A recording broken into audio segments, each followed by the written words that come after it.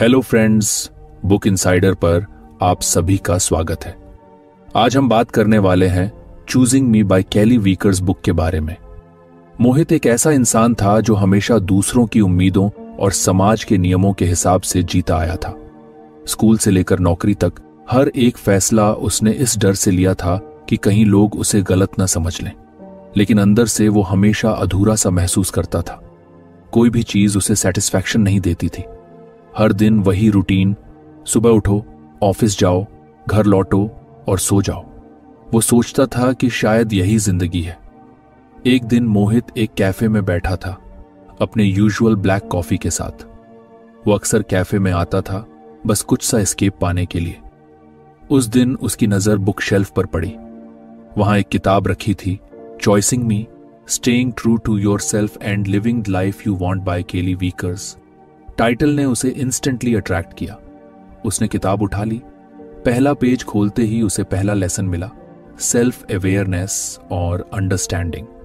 Recognise your past experience, triggers और patterns to heal and make conscious choices to align with your true self. Mohit ने chapter पढ़ना शुरू किया। जैसे जैसे वो किताब के पेजेस पलटता गया, वैसे वैसे उसे ऐसा महसूस हुआ जैसे कोई उसके दिमाग के अंदर झांक रहा हो। वो हर बात खुद से कनेक्ट कर पा रहा था। सेल्फ अवेयरनेस मतलब मुझे अपनी फीलिंग्स और पैटर्न्स को समझना होगा, उसने खुद से सवाल किया। किताब कह रही थी कि इंसान को अपनी पुरानी एक्सपीरियंसेस और हैबिट्स पर ध्यान देना चाहिए। मोहित को लगा कि यह आसान नहीं होगा, लेकिन उसने सोच लिया कि ट्राई करना चाहिए। उस रात घर जाकर मोहित ने एक नोटबुक निकाली और लिखना शुरू किया। सबसे पहले उसने अपनी लाइफ के पुराने एक्सपीरियंसेस के बारे में सोचा। उसे याद आया कि स्कूल के दिनों में जब भी वो कुछ अलग करने की कोशिश करता, लोग उसे जज करने लगते थे। एक बार उसने डिबेट कंपटीशन में पार्टिसिपेट किया था, लेकिन जैसे ही उसने स्टेज पर कदम रखा, क्लासमेट्स ने हंसना शुरू कर दिया। उस दिन उसने फैसला किया था कि वो कभी स्पॉटलाइट में नहीं आएगा। वो सोचने लगा, शायद इसी वजह से मैं हमेशा एवरेज रहना पसंद करता हूं, ना ज्यादा एम्बिशियस ना ज्यादा डिफरेंट, बस नॉर्मल। किताब के अगले हिस्से में लिखा था कि सेल्फ अवेयरनेस का मतलब सिर्फ अपने पास्ट को रिकॉग्नाइज करना नहीं है, बल्कि यह भी समझना है कि आपकी कौन सी हैबिट्स या ट्रिगर्स आज भी आपको रोक रहे हैं। मोहित को यह बात समझ आई कि उसका डर और इनसिक्योरिटी आज भी उसे डिसीजन मेकिंग में पीछे खींचते हैं। अगले दिन ऑफिस में एक इंटरेस्टिंग सिचुएशन हुई। उनकी टीम के बॉस ने एक नए प्रोजेक्ट पर काम करने के लिए वॉलंटियर्स मांगे। मोहित का दिल प्रोजेक्ट में इन्वॉल्व होने के लिए एक्साइटेड था, लेकिन उसका दिमाग उसे पीछे खींच रहा था। उसे फिर वही डर महसूस हुआ, अगर मैंने गलती कर दी तो लोग क्या कहेंगे। उसने खुद से एक सवाल पूछा, क्या यह डर मेरे पास्ट से आ रहा है? वो समझ गया कि यह डर उस पुराने इंसिडेंट का रिजल्ट है जब वो स्टेज पर बोला था और सबने उसे जज किया था। वो डीप ब्रीथ लेकर सोचने लगा, क्या मुझे इस बार कॉन्शियसली एक अलग चॉइस नहीं करनी चाहिए? उसने हाथ उठाया और कहा, मैं इस प्रोजेक्ट पर काम करना चाहता हूं। उसके टीममेट्स और बॉस कुछ सरप्राइज थे, क्योंकि मोहित अक्सर लो की रहता था, लेकिन उस डिसीजन ने उसे इंटरनली एक छोटी सी जीत का एहसास दिया। उस रात उसने फिर से नोटबुक खोली। उसने लिखा, आज मैंने अपने पास्ट ट्रिगर को पहचान कर उसे ओवरकम किया। मैं स्केयर्ड था, लेकिन मैंने कॉन्शियसली एक अलग चॉइस की। शायद ये जर्नी मुश्किल होगी, लेकिन मैं इसे कंटिन्यू करना चाहता हूं। मोहित ने अपनी किताब का पहला लेसन पूरी तरह से अप्लाई करना शुरू कर दिया। वो हर छोटी बड़ी सिचुएशन में खुद से सवाल करता, क्या ये डिसीजन मेरी कॉन्शियस चॉइस है या मेरा पास्ट मुझे कंट्रोल कर रहा है? धीरे धीरे उसे समझ में आने लगा कि उसकी जिंदगी की कई हैबिट्स और फियर्स उसके पुराने एक्सपीरियंसेस का नतीजा है। एक दिन मोहित की दोस्त अंशिका उससे मिलने आई। वो काफी समय बाद उसे मिल रही थी। उसने मोहित से पूछा, तू इतना खोया खोया क्यों रहता है? पहले तो तुझसे बात करना इतना इजी लगता था, अब ऐसा लगता है कि तू कुछ छुपा रहा है। मोहित ने गहरी सांस ली और उसे सब कुछ बताया। उसने किताब के बारे में, सेल्फ अवेयरनेस के बारे में और अपने पैटर्न्स को पहचानने की जर्नी के बारे में बात की। अंशिका ने मुस्कुराते हुए कहा, यार ये तो सच में कूल चीज है। हम सब अपनी ही पैटर्न्स में फंसे रहते हैं, लेकिन कभी सोचते ही नहीं कि इससे बाहर कैसे निकलें। शायद मुझे भी ये किताब पढ़नी चाहिए। मोहित ने कहा, एक बार ट्राई कर। यह आसान नहीं है, लेकिन जब आप अपने अंदर झांकने लगते हो तो चीजें क्लियरर होने लगती हैं। और हां, अनकंफर्टेबल भी। अंशिका ने कहा, अनकंफर्टेबल तो होगा ही। अपने आप से फेस करना कोई इजी काम नहीं है, लेकिन लगता है कि तू सही डायरेक्शन में है। मोहित की जर्नी अभी शुरू ही हुई थी। उसे एहसास हुआ कि यह प्रोसेस ओवरनाइट नहीं होगा, लेकिन उसने डिसाइड कर लिया था कि वो खुद को समझने और अपनी जिंदगी को कॉन्शियसली क्रिएट करने के लिए रेडी है। उसने किताब के अगले चैप्टर को खोलने की सोची, लेकिन उसने पहले खुद से वादा किया कि जब तक पहला लेसन पूरी तरह से उसकी जिंदगी में इंटीग्रेट नहीं होगा, वो आगे नहीं बढ़ेगा। उसने धीरे धीरे खुद को अपने पुराने बिलीफ्स और पैटर्न से बाहर निकालने का काम शुरू कर दिया। आगे क्या होगा, ये सोचकर मोहित कुछ एक्साइटेड भी था और नर्वस भी, लेकिन अब वो अपनी जिंदगी को कॉन्शियसली जीने की कोशिश कर रहा था।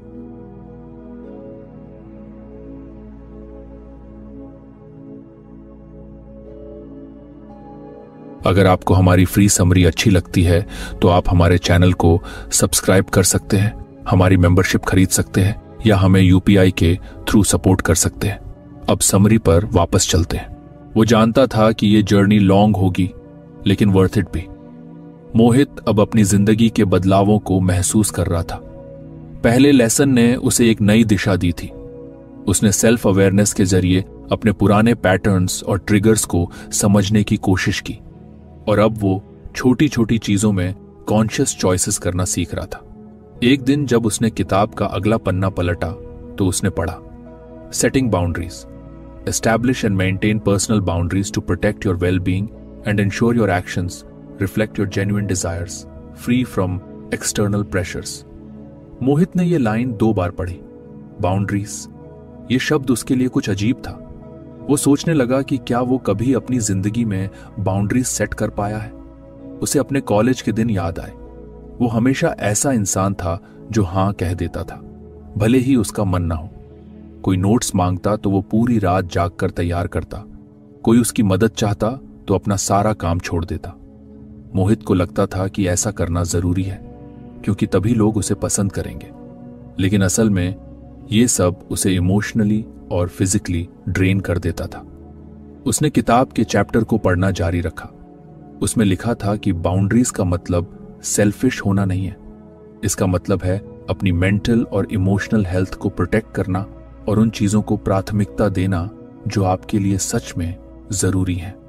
मोहित ने खुद से सवाल किया, क्या मैं सच में ऐसा करता हूं, या मैं बस हर किसी को खुश करने के चक्कर में खुद को इग्नोर करता हूं? उसे जवाब पहले से पता था। अगले दिन ऑफिस में एक और सिचुएशन आई। उसके कॉलीग रोहन ने एक प्रेजेंटेशन तैयार करने में मदद मांगी। मोहित पहले की तरह हां कहने ही वाला था, लेकिन उसने पॉज लिया। उसने खुद से पूछा, क्या मैं ये जेन्युइनली करना चाहता हूं, या मैं सिर्फ इसलिए मान रहा हूं क्योंकि मेन ना कहने से डरता हूं? उसने पोलाइटली कहा, रोहन, मैं इस बार मदद नहीं कर पाऊंगा, मेरे पास अपनी डेडलाइंस है। रोहन कुछ सरप्राइज था, लेकिन उसने समझदारी से रिएक्ट किया। मोहित को अजीब तो लगा, लेकिन एक रिलीफ भी महसूस हुआ। पहली बार उसने अपनी प्रायोरिटीज को इंपॉर्टेंस दी थी। उस शाम घर आकर उसने फिर से नोटबुक निकाली। उसने लिखा, आज मैंने बाउंड्रीज सेट करने की कोशिश की। यह ऑकवर्ड था, लेकिन मैंने खुद को गिल्ट में नहीं डूबने दिया। मुझे समझ में आ रहा है कि बाउंड्रीज सिर्फ दूसरे लोगों के लिए नहीं, बल्कि खुद के लिए भी जरूरी है। अगले कुछ दिनों तक मोहित ने बाउंड्रीज को प्रैक्टिस करना जारी रखा। वो स्मॉल सिचुएशंस में ना कहना सीख रहा था। लेकिन एक दिन उसकी बड़ी टेस्ट हुई। उसकी चाइल्डहुड फ्रेंड नेहा, जिसे वो सालों से जानता था, ने अचानक उसे कॉल किया। नेहा ने एक बड़ा फेवर मांगा। उसे अगले 2 हफ्तों तक अपनी पर्सनल प्रोजेक्ट में मदद चाहिए थी। मोहित जानता था कि यह काम बहुत डिमांडिंग होगा और उसके अपने गोल्स इससे प्रभावित हो सकते हैं। नेहा ने कैजुअल टोन में कहा, तू तो मेरा बेस्ट फ्रेंड है, अगर तू मदद नहीं करेगा तो कौन करेगा? मोहित ने गहरी सांस ली। उसने महसूस किया कि यही वो मोमेंट है जब उसे सच में बाउंड्रीज को अप्लाई करना होगा। वो जानता था कि अगर उसने हां कहा तो वो फिर से अपने कंफर्ट जोन से बाहर जाकर दूसरों की एक्सपेक्टेशंस फुलफिल करने में लग जाएगा। उसने काल्म रहते हुए कहा, नेहा, मैं समझ सकता हूं कि यह प्रोजेक्ट तुम्हारे लिए इंपॉर्टेंट है, लेकिन मैं खुद अपने काम में बहुत बिजी हूं। इस बार मैं तुम्हारी मदद नहीं कर पाऊंगा, लेकिन अगर तुम चाहो तो मैं तुम्हें कुछ रिसोर्सेज सजेस्ट कर सकता हूं।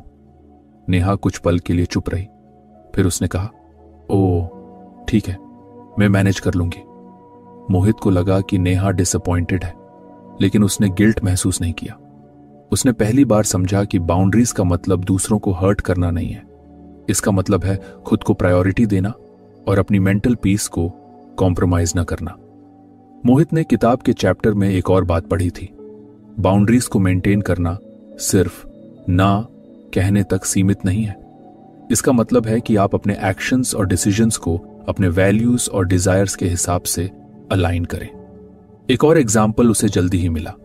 उसका ऑफिस एक weekend team building trip plan कर रहा था। सभी लोग एक्साइटेड थे, लेकिन मोहित को पता था कि उसे ऐसे सोशल इवेंट्स में जाना पसंद नहीं है। वो अपनी वीकेंड को पढ़ने और आराम करने में बिताना चाहता था। पहले वो हमेशा पीयर प्रेशर में आकर ज्वाइन कर लेता था, लेकिन इस बार उसने खुद से पूछा, क्या मैं ये ट्रिप जेन्युइनली एंजॉय करूंगा या मैं सिर्फ इसलिए जाऊंगा क्योंकि बाकी सब जा रहे हैं। उसने टीम को पोलाइटली कहा, धन्यवाद आपके मुझे आमंत्रित करने के लिए, लेकिन मैं इस बार ट्रिप पर नहीं आ पाऊंगा, मुझे कुछ पर्सनल कमिटमेंट्स हैं। लोगों ने उसे कन्विंस करने की कोशिश की, लेकिन उसने मना कर दिया। उसे इंटरनली कुछ ऑकवर्ड लगा, लेकिन साथ ही एक एम्पावरमेंट भी महसूस हुई। मोहित की जिंदगी अब धीरे धीरे बदलने लगी थी। उसे समझ में आ रहा था कि बाउंड्रीज सेट करना सिर्फ एक एक्शन नहीं है, बल्कि एक माइंडसेट है। उसने देखा कि जैसे जैसे वो अपनी बाउंड्रीज को रिस्पेक्ट करने लगा, वैसे वैसे दूसरे लोग भी उसकी चॉइसेस की इज्जत करने लगे। एक दिन अंशिका फिर उससे मिलने आई। उसने कहा, यार मैं नोटिस कर रही हूं कि तू अब पहले जैसा नहीं है। पहले तू हर चीज के लिए हां कह देता था, अब तेरा एक अलग कॉन्फिडेंस दिखता है। क्या चल रहा है? मोहित ने मुस्कुराते हुए कहा, बस बाउंड्रीज सेट कर रहा हूं। पहले मैं हमेशा दूसरों की एक्सपेक्टेशंस पूरी करने के पीछे भागता था।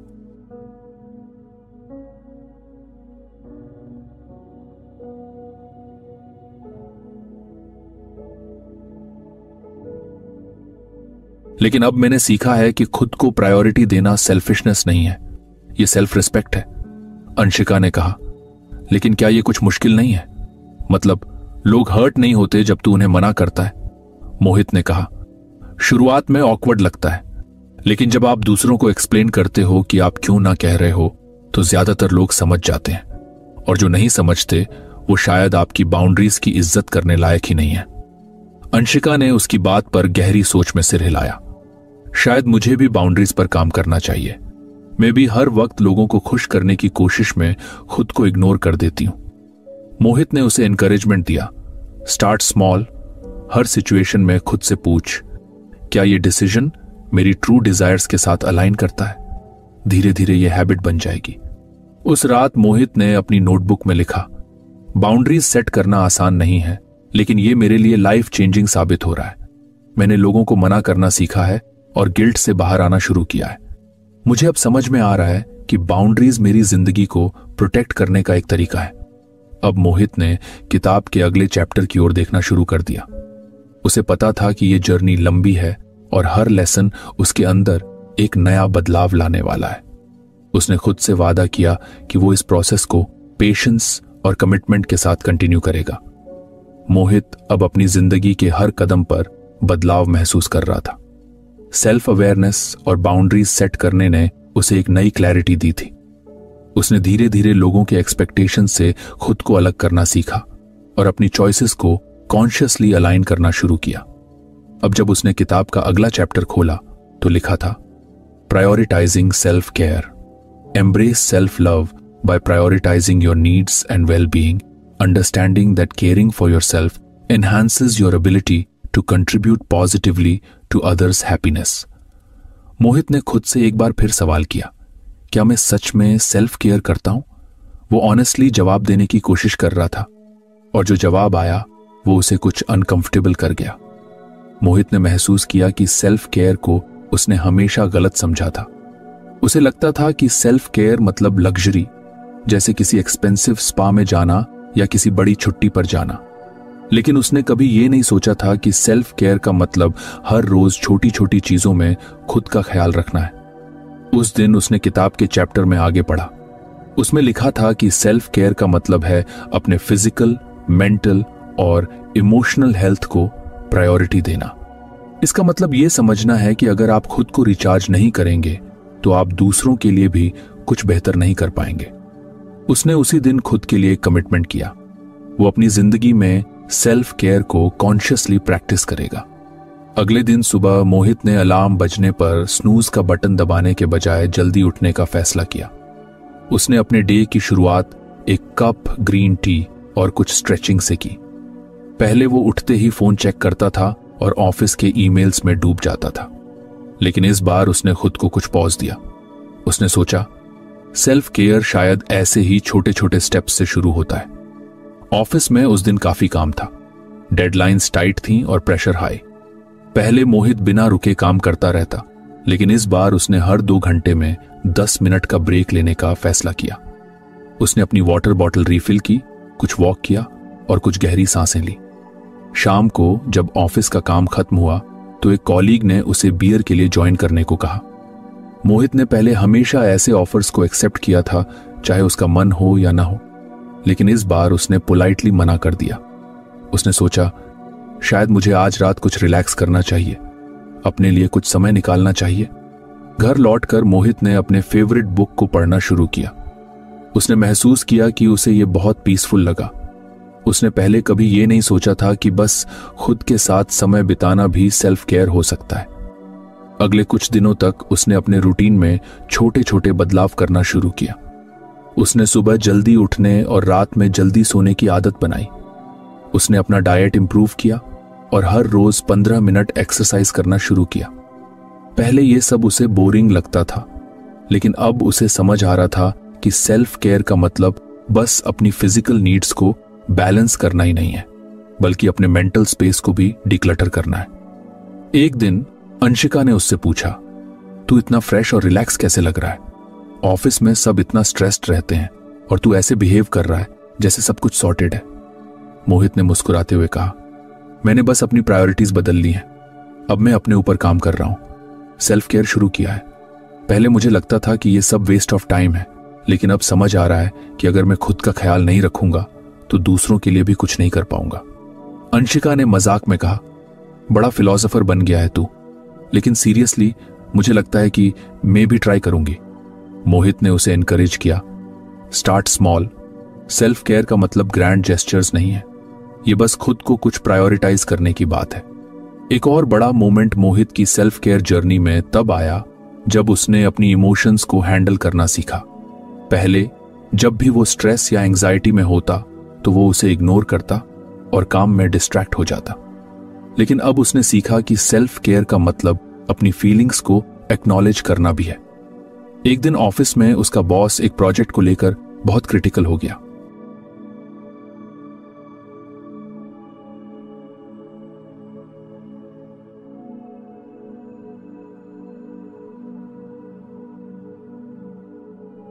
मोहित को बुरा लगा, लेकिन उसने खुद को रिएक्ट करने से रोका।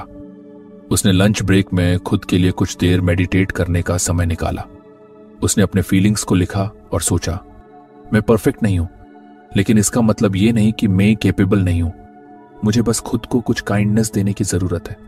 उसने अपनी नोटबुक में लिखा, सेल्फ केयर का मतलब सिर्फ बाहर से अच्छा दिखना नहीं है, इसका मतलब अपने अंदर के कॉन्फ्लिक्ट्स और इनसिक्योरिटीज को भी हील करना है। मोहित ने धीरे धीरे अपने वीकेंड्स को भी ऑर्गेनाइज करना शुरू किया। पहले वो पूरा वीकेंड बस सोने या रैंडम मूवीज देखने में बर्बाद कर देता था, लेकिन अब उसने सोचा कि वीकेंड भी सेल्फ केयर का हिस्सा हो सकता है। उसने हॉबीज में टाइम देना शुरू किया। उसे पेंटिंग का शौक था जो उसने स्कूल के बाद छोड़ दिया था। उसने आर्ट सप्लाईज खरीदे और खाली समय में पेंटिंग करने लगा। ये उसे थेराप्यूटिक लगा। एक और चीज उसने सीखी, नो कहना सेल्फ केयर का एक इंपॉर्टेंट हिस्सा है। एक वीकेंड उसकी कजिन का बर्थडे था और पूरी फैमिली ने उसे इनवाइट किया था। मोहित को पता था कि वहां जाना सोशली एग्जॉस्टिंग हो सकता है। उसने पोलाइटली मना कर दिया और उस समय को अपनी रेस्ट और हॉबीज के लिए इस्तेमाल किया। पहले उसे लगता था कि ऐसा करने से लोग उसे सेल्फिश समझेंगे, लेकिन अब उसे एहसास हुआ कि जब वो रिचार्ज रहेगा तभी वो अपने रिलेशनशिप्स को बेहतर तरीके से हैंडल कर पाएगा। अगली बार जब उसकी मां ने उसे कॉल किया तो उन्होंने कैजुअली पूछा, तू आजकल कुछ बदला बदला सा लग रहा है, सब ठीक है ना? मोहित ने कहा, हाँ मां, बस खुद पर कुछ काम कर रहा हूं। पहले मैं सबके लिए अवेलेबल रहता था, लेकिन खुद के लिए नहीं। अब मैंने खुद को कुछ प्रायोरिटी देना सीखा है। उसकी मां ने अप्रूवल में सिर हिलाया। ये अच्छी बात है, जब तक तू खुश रहेगा सब ठीक रहेगा। मोहित ने अब किताब का अगला चैप्टर खोलने की सोची। उसने खुद से वादा किया कि सेल्फ केयर सिर्फ एक टेम्पोरेरी फेज नहीं होगा, ये उसकी जिंदगी का हिस्सा बनेगा। उसने महसूस किया कि सेल्फ लव और सेल्फ केयर ही वो फाउंडेशन है जो उसे अपनी जिंदगी को सही डायरेक्शन में ले जाने में मदद करेंगे। अब उसकी जर्नी और भी एक्साइटिंग हो गई थी। उसने खुद को स्ट्रॉन्गर और हैप्पियर महसूस किया। वो जानता था कि अभी और भी लेसन्स आने बाकी हैं और वो हर कदम पर खुद को एक्सप्लोर करने के लिए तैयार था। मोहित की जिंदगी में धीरे धीरे एक सुकून और क्लैरिटी आ रही थी। सेल्फ अवेयरनेस, बाउंड्रीज और सेल्फ केयर जैसे लेसन्स ने उसे अंदर से मजबूत बना दिया था। वो अब अपनी जिंदगी को खुद के टर्म्स पर जीने की कोशिश कर रहा था। हर छोटी जीत उसे यह एहसास दिला रही थी कि उसका फैसला सही था। अब उसने किताब का अगला चैप्टर खोला। इसमें लिखा था, authentic decision making, make life choices based on your true desires rather than societal expectations, leading to a more fulfilling and meaningful life. Mohit ने यह लाइन पढ़ी और कुछ रुक गया। उसे याद आया कि कैसे उसकी जिंदगी के ज्यादातर बड़े फैसले उसने खुद की खुशी से ज्यादा समाज और दूसरों की एक्सपेक्टेशंस के हिसाब से लिए थे। कॉलेज का सब्जेक्ट चुनने से लेकर अपनी नौकरी तक हर बार उसने वही किया जो उसे सही लगता था, न कि वो जो उसे सच में खुश करता। मोहित ने खुद से एक सवाल पूछा, अगर मैं सच में अपनी डिजायर्स के हिसाब से डिसीजंस लेता तो क्या मेरी जिंदगी ऐसी ही होती? उसने अपनी नोटबुक निकाली और लिखा, मैंने कब अपनी डिजायर्स के आधार पर कोई बड़ा फैसला लिया? क्या मैं कभी ऑथेंटिकली जिया हूं? उस रात वो अपनी पुरानी यादों में डूब गया। उसे याद आया कि स्कूल के दिनों में वो हमेशा एक राइटर बनना चाहता था। उसे स्टोरीज लिखने और कैरेक्टर्स क्रिएट करने का बहुत शौक था। लेकिन जब उसने अपने पेरेंट्स को यह बताया तो उन्होंने प्रैक्टिकल एडवाइस दी, राइटिंग तो ठीक है लेकिन यह करियर नहीं हो सकता, रियल जॉब्स चुनो जो स्टेबल हो। और मोहित ने उनकी बात मान ली। उसने कॉमर्स स्ट्रीम चुनी और बाद में एमबीए किया। आज वो एक अच्छी कंपनी में काम कर रहा था, लेकिन अंदर से वो कभी फुलफिल्ड महसूस नहीं करता था। उसने किताब के चैप्टर को और गहराई से पढ़ा। उसमें लिखा था कि ऑथेंटिक डिसीजंस लेने का मतलब है अपने दिल की सुनना और ये समझना कि आप अपनी जिंदगी के डिसीजंस क्यों ले रहे हैं। क्या ये आपके लिए है या बस दूसरों को खुश करने के लिए? अगले दिन ऑफिस में मोहित के बॉस ने उसे बुलाया। कंपनी में एक नया रोल खुला था जिसमें ज्यादा रिस्पॉन्सिबिलिटी और कुछ हायर पे था। बॉस ने मोहित से कहा, तुम्हारे स्किल्स इस रोल के लिए परफेक्ट हैं, क्या तुम अप्लाई करना चाहोगे? पहले मोहित बिना सोचे समझे हां कह देता, लेकिन इस बार उसने पॉज लिया। उसने खुद से पूछा, क्या मैं इस रोल को जेन्युइनली चाहता हूं या मैं इसे बस इसलिए एक्सेप्ट करूंगा क्योंकि यह लॉजिकली अच्छा लगता है? उसने महसूस किया कि उसे ये रोल नहीं चाहिए। उसे अपनी करंट जॉब भी ज्यादा एक्साइटिंग नहीं लग रही थी। वो अपने क्रिएटिव साइड को एक्सप्लोर करना चाहता था, राइटिंग को फिर से अपनाना चाहता था। मोहित ने पोलाइटली मना कर दिया और कहा, मुझे लगता है कि मैं फिलहाल अपने करंट रोल में ही बेहतर परफॉर्म कर सकता हूं। बॉस कुछ सरप्राइज थे, लेकिन उन्होंने उसकी ऑनेस्टी की सराहना की। मोहित को यह छोटा डिसीजन बहुत बड़ा लगा। उसने पहली बार खुद को सोसाइटल नॉर्म्स के प्रेशर से आजाद किया था। शाम को मोहित ने फिर से अपनी नोटबुक खोली। उसने लिखा, आज मैंने एक निर्णय लिया जो सिर्फ मेरे लिए था। यह आसान नहीं था, लेकिन मैंने खुद की इच्छाओं को प्राथमिकता दी।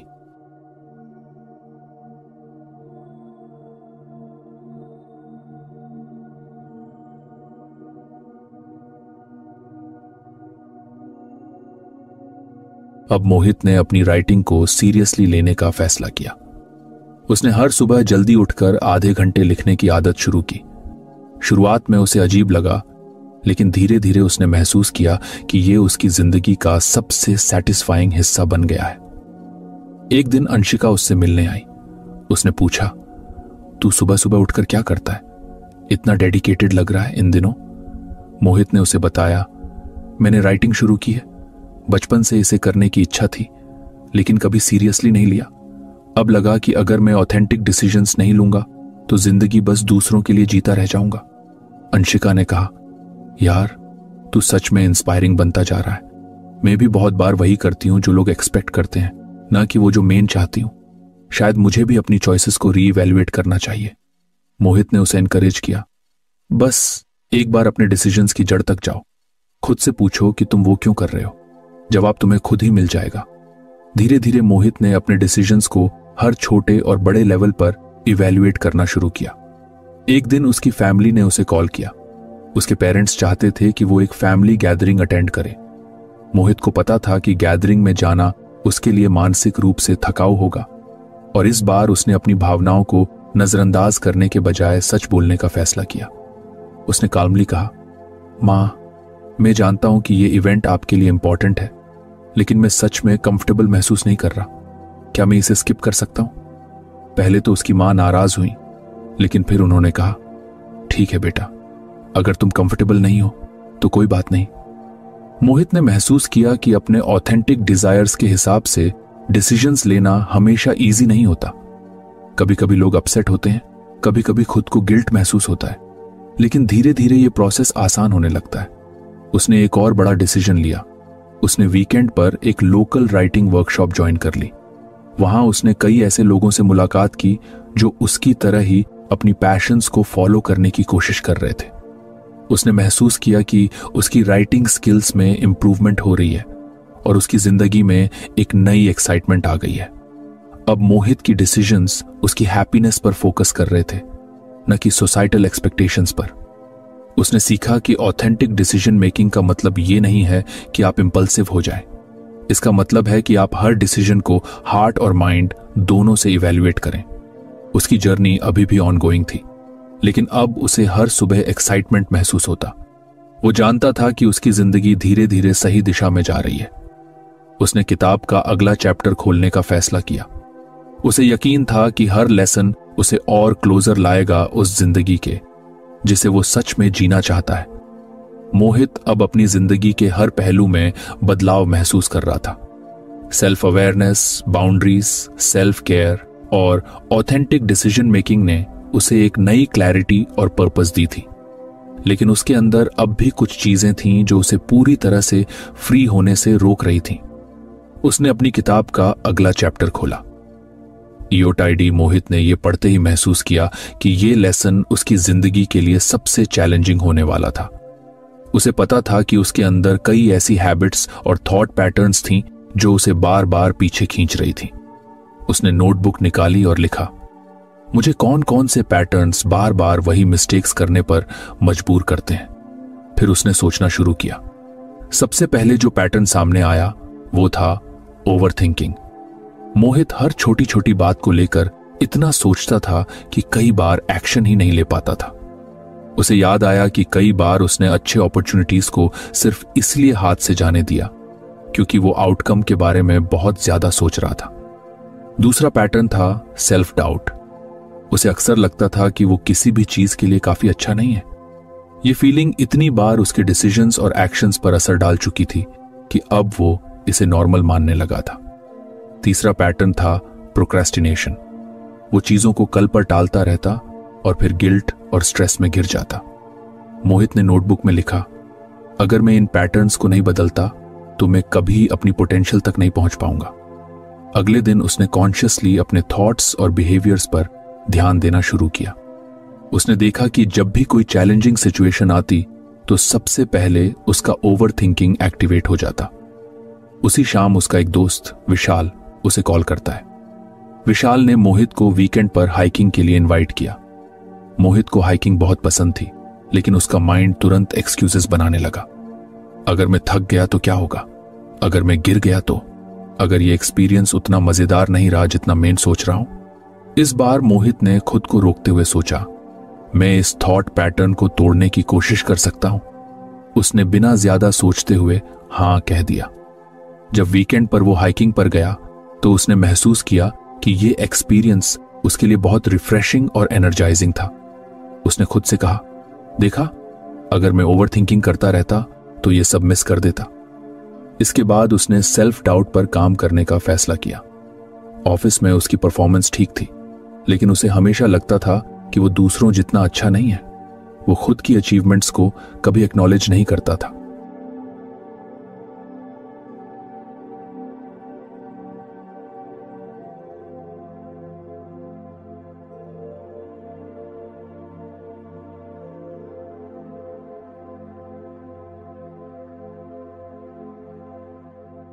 एक दिन उसकी टीम ने एक प्रोजेक्ट को सक्सेसफुली कंप्लीट किया। बॉस ने उसे स्पेसिफिकली प्रेज करते हुए कहा, मोहित, तुम्हारे आइडियाज ने इस प्रोजेक्ट को एक नई डायरेक्शन दी। पहले मोहित इसे लाइटली लेता, लेकिन इस बार उसने खुद को इस तारीफ को एक्सेप्ट करने दिया। उसने मन ही मन कहा, मैंने अच्छा काम किया है और मुझे इसे मानना चाहिए। घर जाकर उसने नोटबुक में लिखा, सेल्फ डाउट को तोड़ने का पहला कदम है अपनी छोटी जीतों को पहचानना। अब बात प्रोक्रेस्टिनेशन की थी। ये शायद उसकी सबसे बड़ी वीकनेस थी। वो हर काम को लास्ट मिनट तक टालता और फिर पैनिक मोड में उसे पूरा करता। मोहित ने किताब में लिखा एक तरीका आजमाने का सोचा, 5 मिनट का नियम।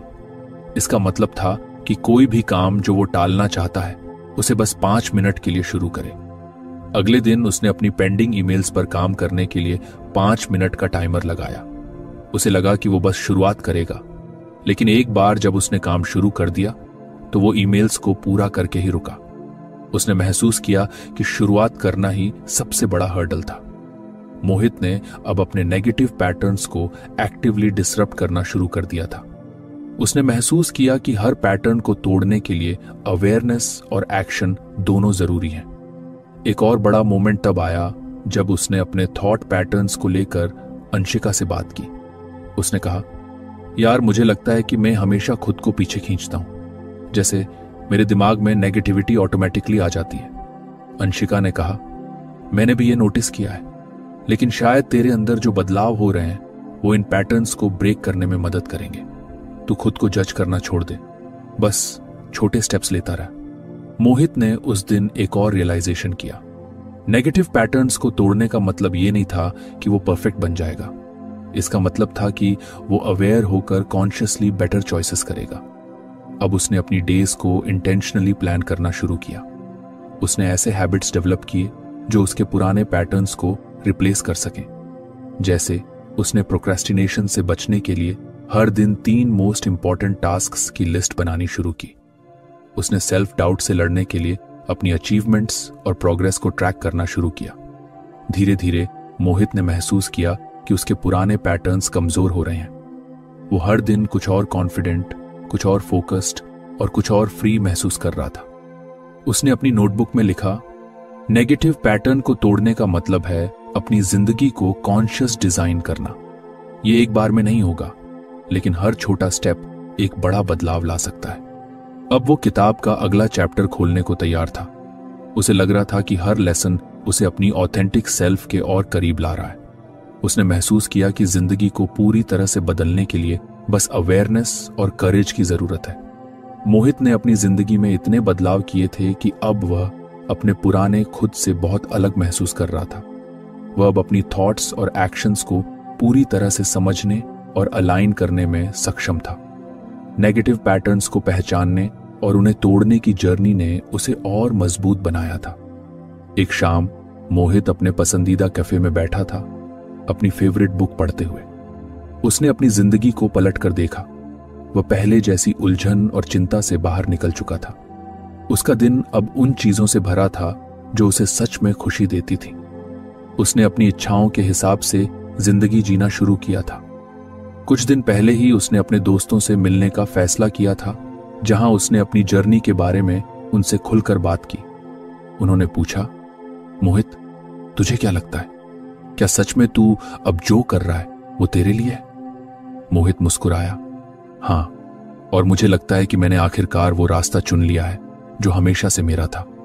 अब मैं जानता हूं कि मेरी हैप्पीनेस मेरी खुद की जिम्मेदारी है और मेरी चॉइसेस अब मेरे लिए हैं, न कि दूसरों के लिए। इसमें कोई डाउट नहीं था कि मोहित की जर्नी पूरी तरह से ट्रांसफॉर्मेटिव थी। उसने अपने अंदर के नेगेटिव थॉट पैटर्न्स को पहचान कर उन्हें तोड़ा और अब वह अपने ऑथेंटिक सेल्फ के साथ जी रहा था। आज वह और भी समझदार था। मोहित को यह एहसास था कि सेल्फ ग्रोथ और सेल्फ लव कोई डेस्टिनेशन नहीं है, बल्कि यह एक कंटिन्यूअस प्रोसेस है। उसने सीखा था कि जो बदलाव उसने किए थे वे जिंदगी को सिर्फ बेहतर नहीं बनाते, बल्कि उसे पूरी तरह से जीने का तरीका देते थे। अब वह जानता था कि वह जहां भी जाएगा वह अपनी सच्चाई के साथ अपनी डिजायर्स के आधार पर कदम रखेगा। उसके लिए यह जर्नी खत्म नहीं थी, यह तो बस एक नई शुरुआत थी। तो फ्रेंड्स, ये थी हमारी आज की बुक समरी। आपको कैसी लगी कमेंट करके जरूर बताएं और धन्यवाद आपका समरी एंड तक सुनने के लिए।